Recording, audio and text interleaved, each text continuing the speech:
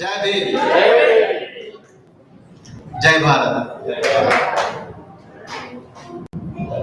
At the very outset, I thank Global NRI Forum for organizing such a wonderful evening by calling people for the last maybe how many weeks, I have no idea, only Purya knows. So calling people from New York, New Jersey, Philadelphia, and many other places nearby. So for this evening, I thank once again to Purya and then all other colleagues of Global NRI Forum. I also thank friends Roy and Venkat for pulling me out of India. So I am in the midst of Yatra. So far I have traveled about 17,000 kilometers after I left Indian Police Service. Visited as many as 778 villages, addressed directly probably 700,000 people, that is 7 lakhs in Indian numbers. So gave probably about 600 speeches. So that was a very, very heavy yatra. And all our yatra was funded by the poorest of the poor people. Pensioners, the students, they brought their kiddie bags to our network, to our yatra, and then they gave their savings to us. And the small-time government employees, the private employees who gave money for purchasing diesel and the food items, etc. The farmers and farm laborers, they gave the food grains to us so that we can eat without imposing a lot of burden on the poor people in the villages. So this is how Yatra has been going on. So suddenly Venkat and then Roy, both of them said, this is summer, then you must come because we need you here more than people of Telangana need you there.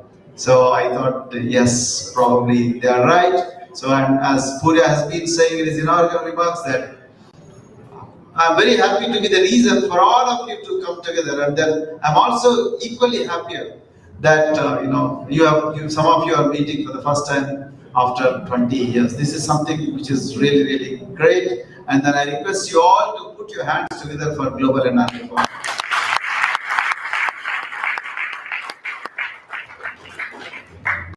Friends, I'm not going to take much of your time, but you have already seen what I have done, what I did in the last 10 years as an educator, and you have seen the backgrounds from which they come, from which they came, and how they struggled through the entire journey, and then how they landed in this country called the US, the land of milk and honey, which is popularly called. So today I'm not here to repeat all those things what they have said. The outcomes are already known. You have seen the outcomes with your own eyes. Now the point here is, how do we maximize those outcomes? How do we exponentially increase those outcomes? I'm going to talk about those things today. Because outcomes are known. We want to create as many professionals as possible. We want to make them prosperous. We want to pull them out of poverty. All these things are very good ideas, noble ideas. But how do we bring them? So that is a task, that is a challenge which we have before us. I have been always not satisfied. I never got satisfied with what I have achieved in my life. So when I was very young, my mother pushed me out of my village. And then she wanted me to get out of the village because many people were dying by drinking liquor, which was easily available. She thought I would have also followed the same path and lost my life, and I stayed in my village. She pushed me out of my village. So they joined the social welfare hostel. Had I stayed in my village, probably I would have been dead by now. So then I came to the social welfare hostels. They worked very, very hard despite so many problems. So many problems, so much of corruption. Still, I stayed put in the social welfare hostel, and then I graduated. I completed my 10th grade, and then after that I went to intermediate, that is plus 2. In US you call it as high school. So from there I went to the university for the first time. Then by then I already got medical seat, MBBS, but I didn't want to go there, and then I wanted to pursue veterinarian job, the Bachelor of Veterinary Science in Animal Husbandry. Then from there, so after I finished my veterinary science, then many of my colleagues joined veterinary sciences profession, but I wanted to join agriculture because I wanted to see that field as well. So after I completed agriculture and then having got a gold medal, then my confidence levels got really boosted. Then we did all these things despite discrimination. On the toilets, on the bathrooms, the feudal lords, the students who come from feudal families, they used to write that these are reserved for SCs, STs, BCs and so on and so forth.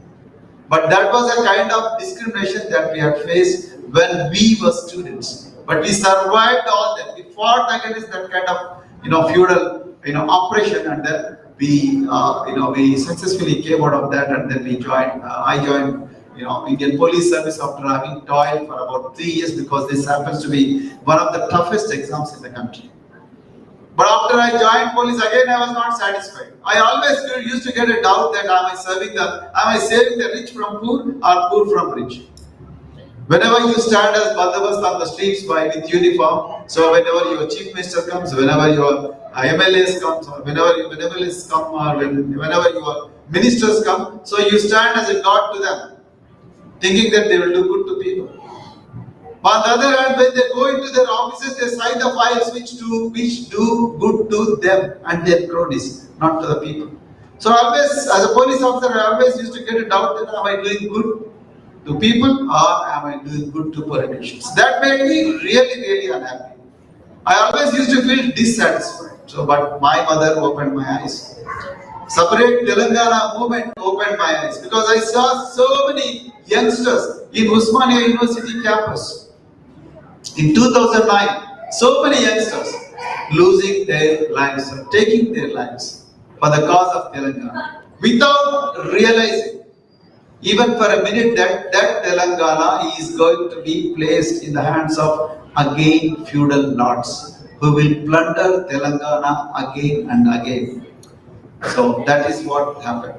So then in 2009 I thought, no, I am not going to continue in police profession. Then I thought I should drop my boots. Then I wanted to be a student. Then I came to Harvard University. Then I did my masters in Harvard. Then I did what many of my colleagues, they pursued a lot of professions in the US because there are a lot of opportunities. Some of them joined World Bank, some of them joined United Nations. But I said I will go back to my own nation, not the United Nations. We didn't waste even a single time, my family, all of us, we decided that we should go back to the country and we should get into the heart of welfare and education, because that is the sector in which you have to work. Because without education, I would not have been here.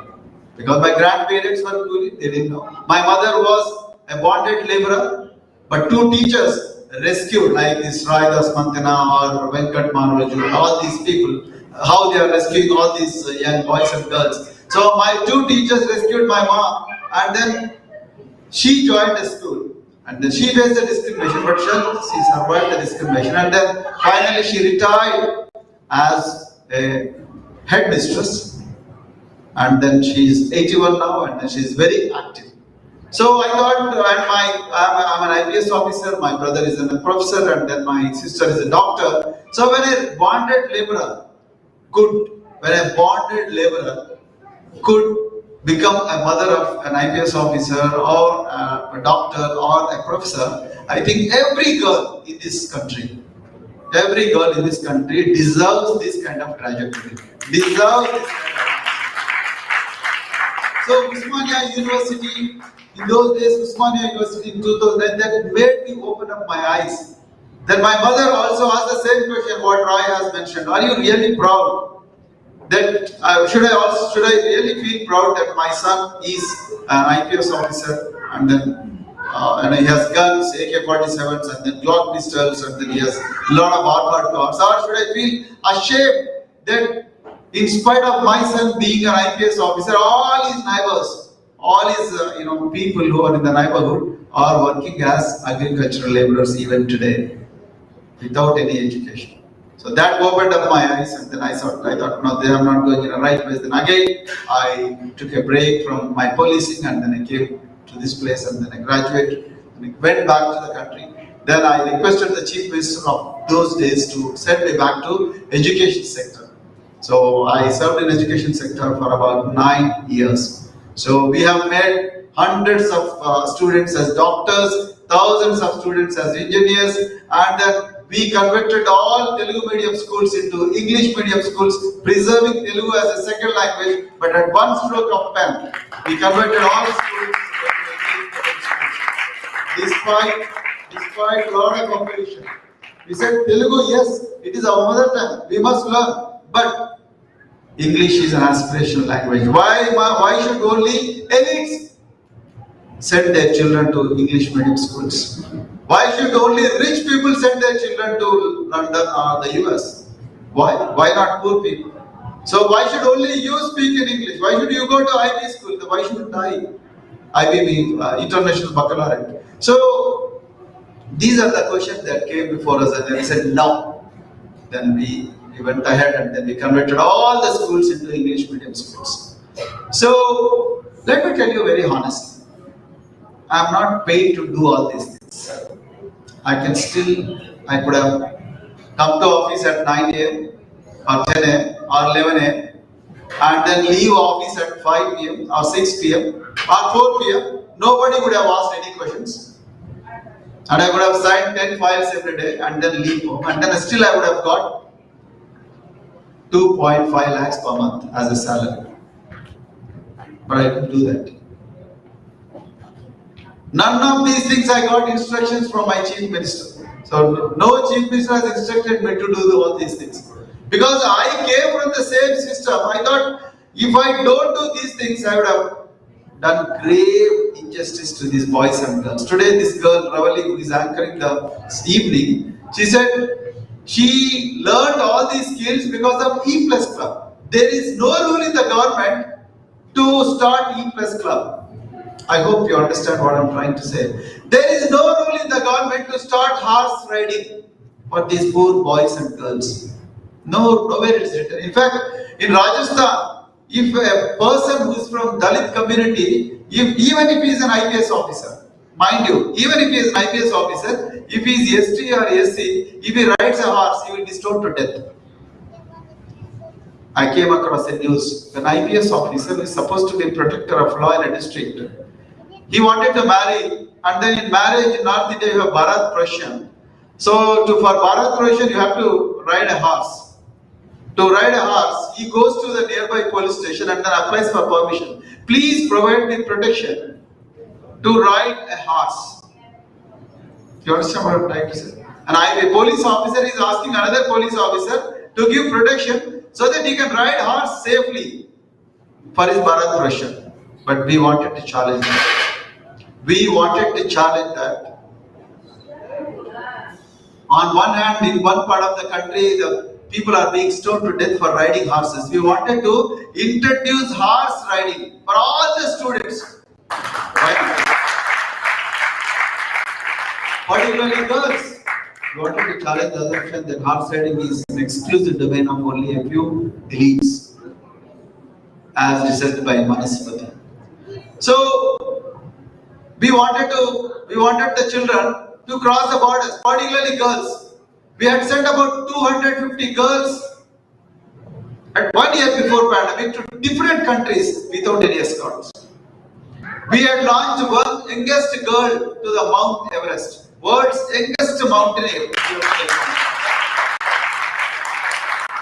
Even today, that record holds good. She is the youngest ever female to have scaled Mount Everest. We have launched Dr. B.R. Ambedkar's image, a photograph, and placed it on Mount Everest, peak of Mount Everest. fact, he deserves much better position, but we thought we should pay tributes to the social reformers, Mahatma Jyotirao Phule, Dr. B.R. Ambedkar, Sant Narayana Guru. Sailing used to be an exclusive domain of only rich people. The people who are from armed forces, people who are from navy. Then we picked up the children from the poorest of the poor slum localities in Hyderabad and surroundings, and then we picked them up and then we made them sailors. Today we have 50 to 60 students who are sailing in Arabian Sea and then Bay of Bengal.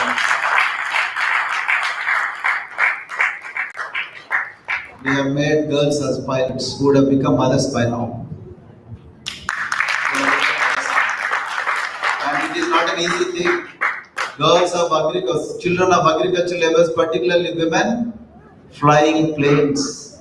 It's not an easy thing. We have made those things. Today we have boys and girls. Today we have boys and girls getting trained as naval captains in merchant navy ships. We have hundreds of students. Let me tell you, nowhere, I'm repeating again and again, nowhere it is written in the government that we should do all these things. Then why is it happening? I was sharing with Narayan Swami Garu. These people are saying that Roy sir has sent me 3 lakhs. Praveen sir has helped me 70,000 rupees. What is this? Is it not a matter of shame? The place where government should be doing all these things, and now people are at the mercy of individual donors. Then where is the tax money going to? This is where I decided, exactly for this reason, I have decided to quit my service. In 2021, our Chief Minister, I don't want to name him, I'm not against any person, but I wanted to tell you the truth. He wanted to win the elections, somehow. So his game plan was to give 10 lakh rupees to every Dalit family. Because there are, in a constituency, there are 50,000 votes belonging to scheduled castes. So 10 lakh rupees to every family. Then he said, yes, these people will become prosperous if I give you 10 lakhs. Then I opposed it. There is a Chinese proverb, you give a fish to a person, he will consume for a day. If you teach him fishing, he will continue to fish every day, even without your support. It's a common sense. I said, no, please don't give. You instead invest in schools, invest in vocational courses, invest in language courses, send them to other countries. They will earn money and then send them back. No, you give a card to a person who do not have even a place to stay. And then where will he keep this card? How will he drive? Where will he get the petrol or diesel from? So we opposed it. Then he said, no, I want to win the elections. Somehow. So the program went on. You know what is the budget he has allocated for that? 17,000 crores. On the other hand, we have hundreds and thousands of children who are living like chicken in the rickety accommodations where the classroom and the dormitory both are same. You understand what I'm trying to say? Children are staying in the place where classroom and dormitory are safe. In all universities in Telangana, there are 3,000 professor vacancies, 3,000 professor posts, of which only 800 are filled up. 2,200 posts are vacant. And who will study in these universities? So try to appreciate the problem, where our politics are heading. Same is the case with Government of India, same is the case with many states. Then last month I went to Delhi before I came to this place. Then when I went to Delhi, there is a place called, every state has some bhavan. We have Telangana Bhavan, Maharashtra Bhavan, you have UP Bhavan, where all the dignitaries come there. So when I went to Telangana Bhavan, about 50 to 70 students, boys and girls, they came to me and they started crying. Then I said, why are you crying? Sir, we are studying in Delhi University, we are studying in Jawaharlal Nehru University, we are studying in this university, that university, and they are from the poorest of the poor community. Some of us, we escaped marriage and then came and studied in these universities, but now our hostel is closed.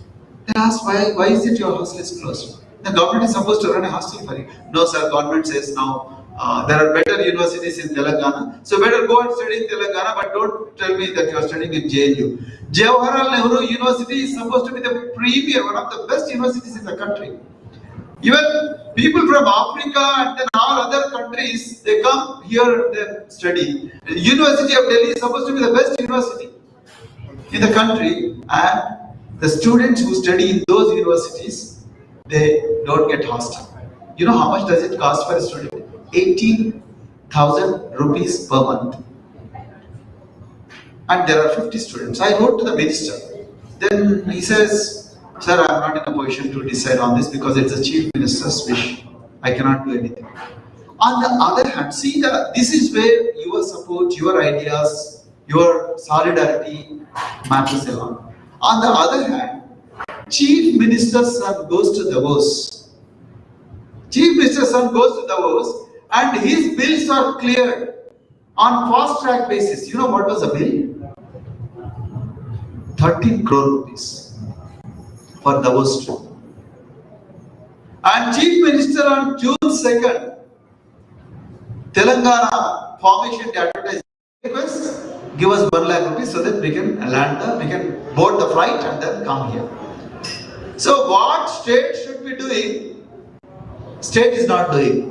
They want to enjoy their life. They want to enjoy their comforts.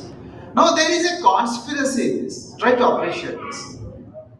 No state run by feudal lords will invest in education of masses.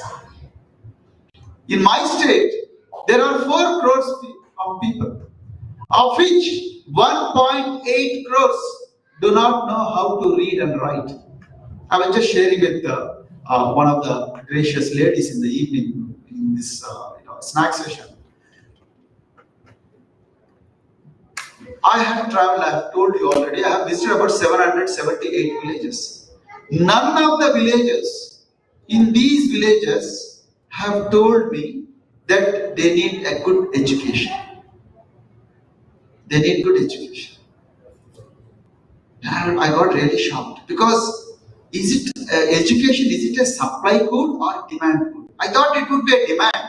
From all poor people, sir, please, we want to see my children also like you, as an officer, as a collector, as a scientist, as CEO. But no, they have no idea about education. None of them have asked. All they have asked is, sir, when is our pension is coming?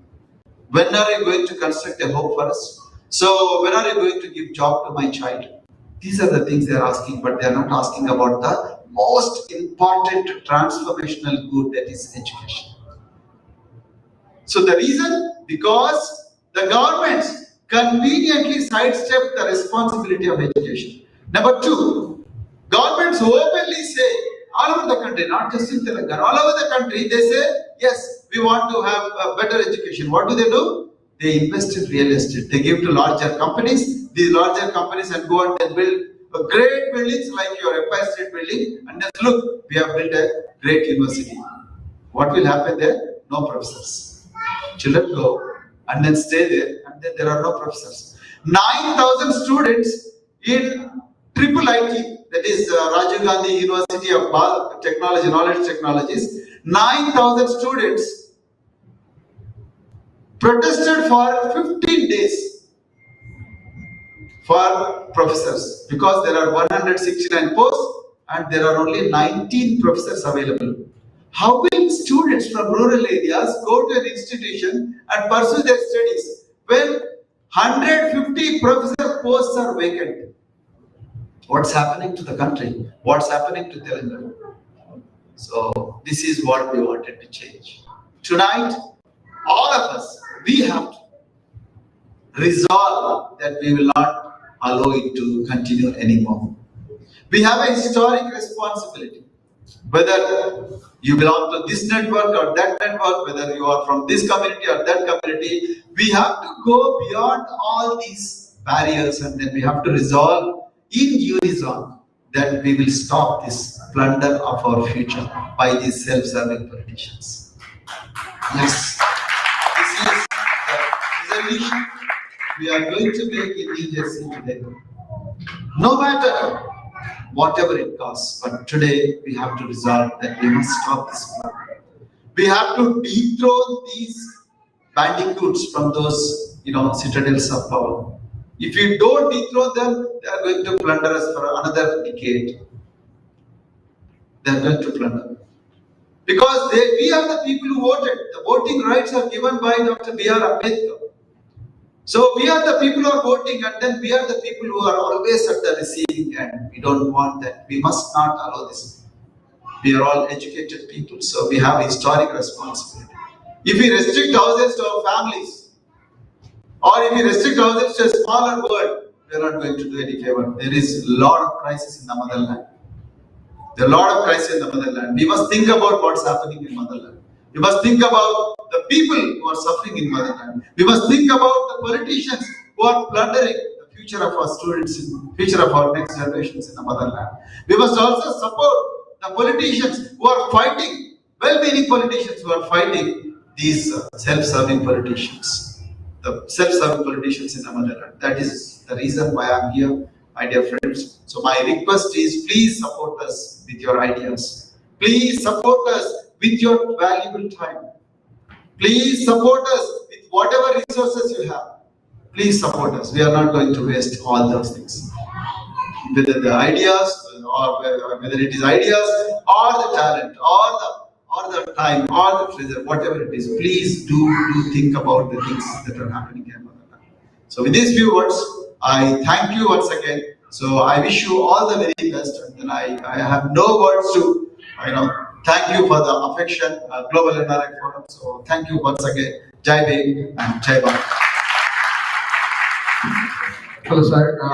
My name is Aruna Potumudi, and thank you very much to be here personally to share your thoughts and your pathway and the goal. But my main question is, you are into politics, and it's very tough job. That too with the education as a main agenda. So, what are the main challenges you are facing in your journey?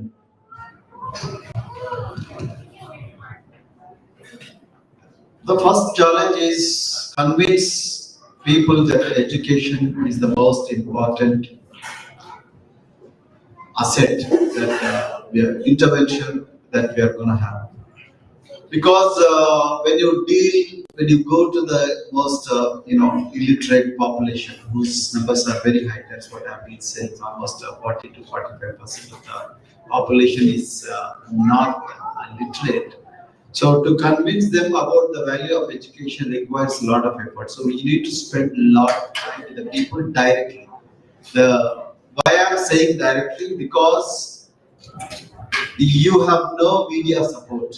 Because media is in the hands of rulers, and rulers will never want people to get educated. So you can't go via media. You have to go to people directly, or you have to go to people through social media. But social media also has limitations, because people do not have access to smartphones. Even if they have access, they know only how to call and then maybe do something else, but not listen to all this stuff. So this is a challenge, major challenge. That's why we need to have more number of people who work like me, working on the ground. So you need to have more and more volunteers to talk about education as the most important priority.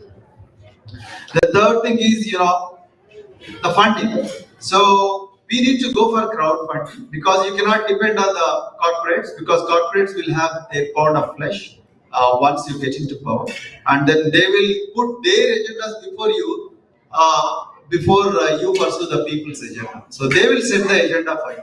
So that is another problem. So you cannot. We don't want to go to corporates and then fund our campaign. Now it's not possible. We don't want to do that, and it is immoral for a party like Bahujan Samaj. So we want to go to people and then fund our elections. We have been reasonably successful. That's why I said the pensioners, agricultural laborers, then construction workers, the children, then small-time government, and then private employees. They have funded all our campaign, and then as we go ahead to the yatra, so probably a lot of people will support us in the journey. So these are some of the challenges, and then fourth, of course, is ruling party. Ruling parties will always try to divide. They'll have as many agents as possible. They will pump a lot of agents into your campaign, and then they'll buy them. They'll buy your leaders. They will, take them to their camps, and then they will do all that stuff. So, but still we should stay united and then fight this war. This is not an ordinary war. This is a war like David versus Goliath. So it requires a lot of courage and then. Thank you. Next question. Yes, sir. Hello, Dr. Rasi Mahesh here again. I have a request from you. It's not a question. If it's when you become Chief Minister and then on to become, one day I see you as Prime Minister of India. When I was in 10th grade, my first language was Kannada. I studied in Hyderabad, but I had a non-detailed book on Dr. B.R. Ambedkar. I asked my friends around here, good chunk of them are North Indians. I asked them, have you had this subject on Dr. Baba Saheb in your school? To my surprise, more than half of them said no. So my request is, when you become Chief Minister and Prime Minister, could you please introduce Baba Saheb's life history in the primary school itself?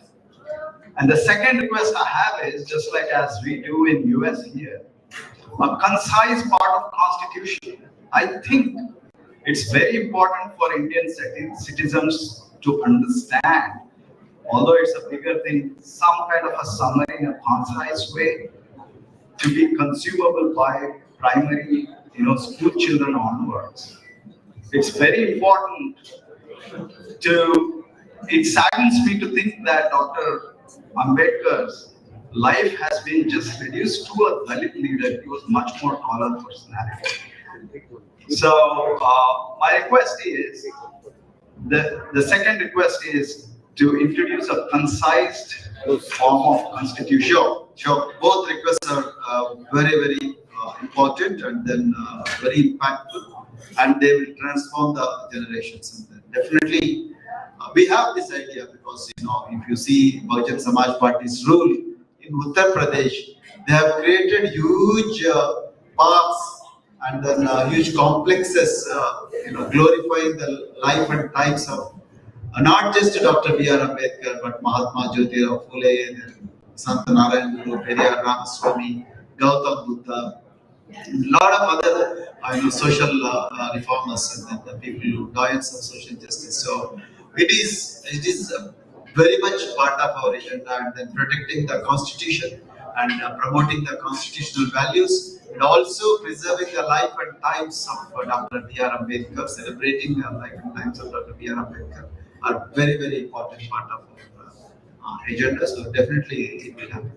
It will happen. But current government is trying to wipe it out.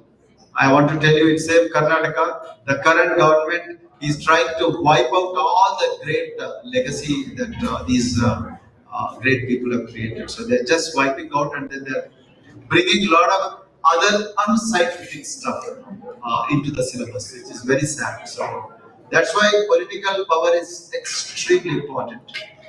That's why Baba Saheb has said, Dr. B.R. Ambedkar has said, political power is the master key through which you can open the doors of progress. So you need to have that political power. So when you achieve that political power, you need to be united. You can't be divided. We can't allow our egos to come into picture and then divide our vote banks again and again. We can't allow the dominant classes to come into your camp and divide you into multiple pieces. So that should not happen. So we must be united, because we know the direction, we know the ultimate goal, that is achieving the political power. It's very important. We'll definitely preserve. Thank you very much for this.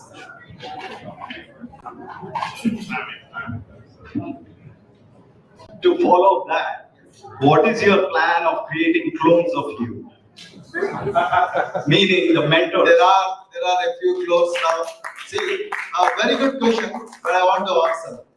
See, we started something called Sparrow's Network.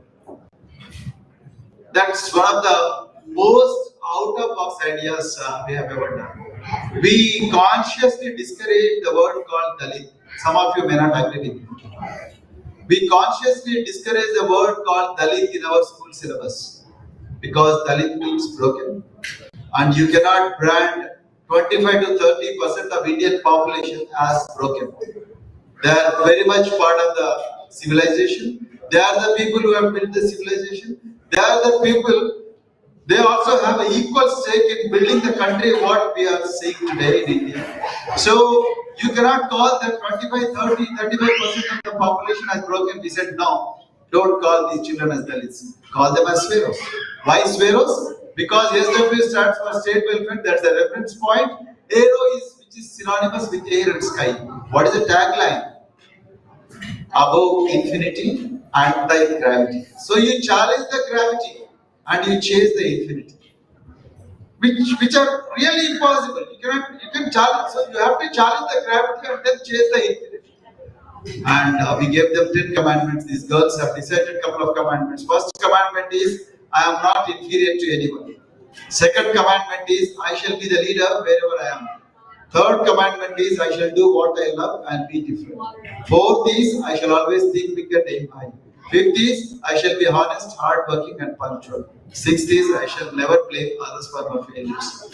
Seventh is I shall neither beg nor cheat. Eighth is I shall repay what I borrow. Ninth is I shall never fear the unknown. And tenth is I shall never give up. So these are the 10 commandments that we have given to all these children. So one fine morning you will find the whole world is filled with all these children. So it's not very difficult to clothe. Not just Praveen Kumar, there are many well-meaning people. So you can prepare your own clothes and then launch them into a greater world, and then they will take care of the future of their next generation. Thank you very much. Next. Yes, sir. Yeah, thank you, RSP sir, for being here. So I have a couple of questions. One is a policy based, and the second one is political question. The first one is we have seen, so many people have died because of lack of, healthcare system during COVID. So what is DSP's idea, towards healthcare system? And even my family and like us, there are so many families they are spending almost 80 to 90% of their struggles towards education and healthcare. So what is DSP's idea on that? And one more question is, I know I think it's a speculation or something.